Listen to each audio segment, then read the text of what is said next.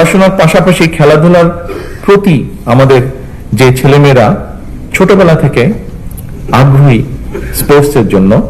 তারা যাতে এই সুযোগটা পায় সেজন্য এর মধ্যেই দেখেছেন স্পোর্টস মিনিস্টার উনি বক্তব্যে বলেছেন যে শিক্ষা কারিকুলামের পাশাপাশি আমরা কারিকুলামের ভেতরে